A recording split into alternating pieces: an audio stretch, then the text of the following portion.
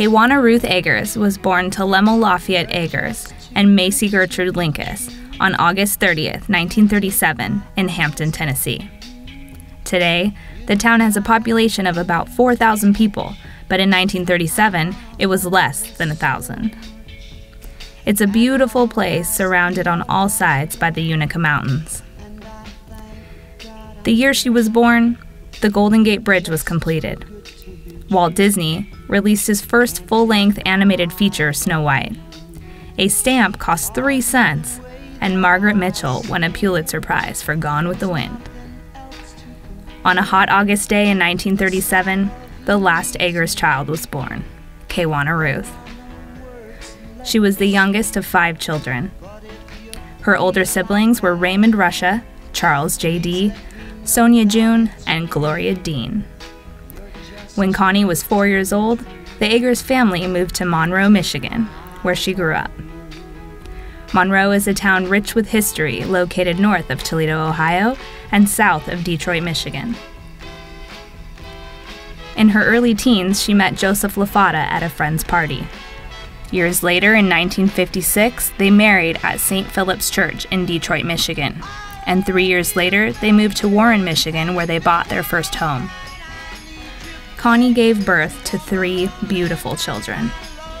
When she was 19, she had her first daughter, Kathy Jo, and by the age 22, she had her only son, Joseph Michael. In the early 60s, the Lafata family packed up and headed west to Hawthorne, California, with plans of working for Addressograph Multigraph Corporation, a revolutionary printing company trying to branch out into the computer age. Then, at age 29, Connie gave birth to her last of 3 children, Constance Lee.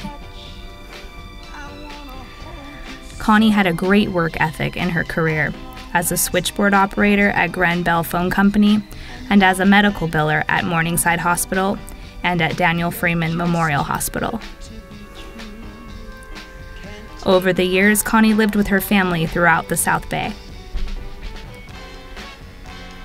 She was happiest spending time with her children and grandchildren. She loved to go to Las Vegas, play poker online, and do crossword puzzles. Oddly enough, she could do the same crossword puzzle over and over again. She was also a great dancer in her day. Connie was generous and kind, with an enormous heart and a love for people. She supported her family throughout many of life's crises. She was always there to listen, encourage, and lend a hand. She always knew the right thing to do and say to get you through difficult times. We will remember her cheerful voice, her girlish charm, and her classy ways, but overall her sensitive and caring nature. The center of Kawania's life was her amazing family, which she was very proud of.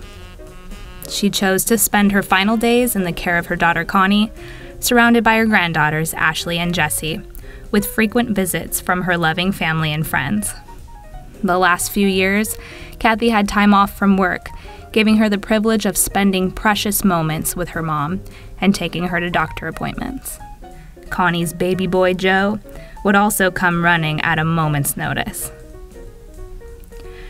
Connie recognized the importance of bestowing her years of wisdom by devoting her time and energy to her family. Her kindness, patience, and insight will live on in the hearts and memories of her children and grandchildren, leaving a part of herself that will always remain.